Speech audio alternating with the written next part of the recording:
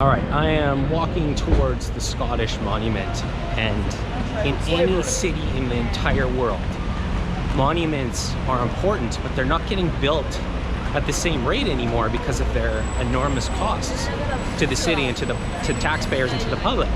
However, I need to contrast that because I think monuments and statues and unique features are an integral part of any city. It comes back to the three things that I always talk about: telling stories, engaging emotion, and solving people's problems. If you can do those three things in your marketing, which for a city, monuments are part of that, then you're able to succeed. So the Scottish Monument is no different.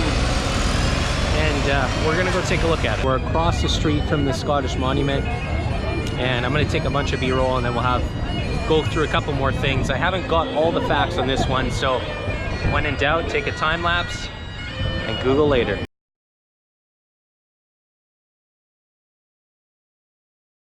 The Scottish Monument is a Victorian Gothic monument that was designed for the author Sir Walter Scott. And what I think is the most amazing thing about this monument is it's the second biggest monument in the world dedicated to an author. And that's amazing. I think arts is something that is underrepresented in storytelling. And in cities, we focus a lot on politicians, but artists are what design the fabric of culture in a lot of cities. And that's what makes this monument so amazing. The monument is 200 feet, 6 inches high, and it has a bunch of spiral staircases on the outside that lead you up to a viewing area where you can view kind of the valley here in Edinburgh. You can see the castle, you can see various things from a couple viewing areas at the top. Okay, I'm gonna read a little bit here off my phone, but I think this is important notes and part of the story.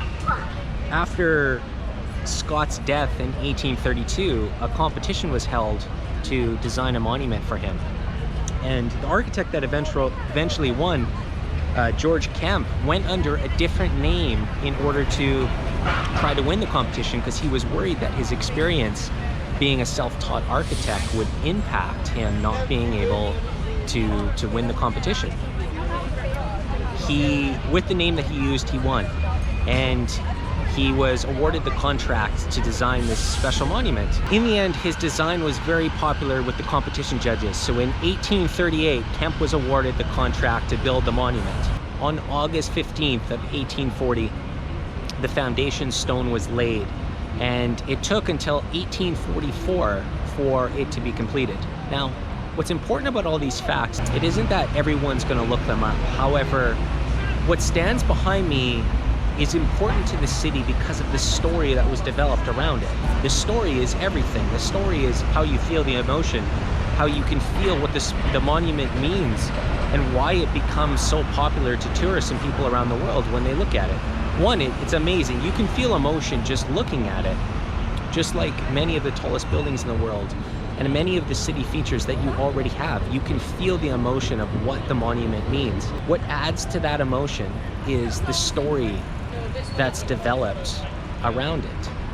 And when you combine those two things, emotion and stories, you create this powerful effect that draws people to it. And plus, when I talk about solving people's problems, well, when you look at this monument, there's people sitting around having picnics, enjoying the ambience of it. And of course, with any city now, we have to solve the problem of people having a place to take selfies, which are in high abundance here.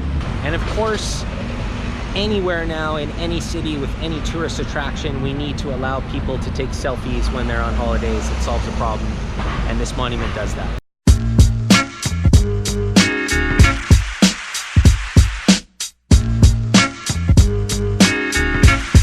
Right now I'm on top, on the second level of the Scottish Monument, which it's really tight, but also really cool.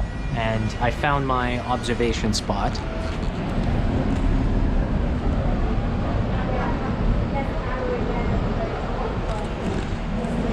just like I do in every city. And there's one more level. There's a third level we're gonna go to. And this just lends to the fact that I believe that every city should have an observation area. And it doesn't matter how tall it is. It doesn't matter if it's the Empire State Building or the Shire. It doesn't matter how extensive it is. It can still be extremely cool to go up to a viewing point in a city, experience the emotion, and experience the culture of the area. And this one really does that. It was dedicated to Sir Walter Scott, a Scottish monument, which was an author, and I think it's amazing. It has a unique story, and like everywhere, I just love getting up and viewing the city. I'm very impressed. They only allow 12 people up at a time up the Scottish monument. It has to be a guided tour. There's 3 levels, and it's giving amazing views of Edinburgh. I'm very impressed, and it's narrow staircases, somewhere around 200 stairs they said, which the first level's around 95. But we're going to the top now. Let's go check it out.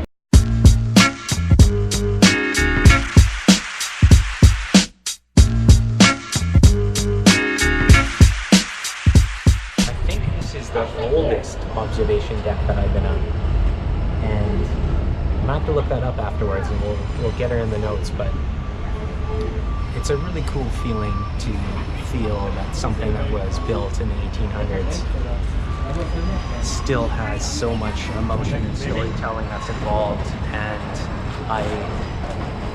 I've enjoyed it a lot. You can see almost everything in Edinburgh. You can see up to the castle, you can see out to the ocean, and it's a unique feel. It's cool going upstairs that you can barely fit in. I'm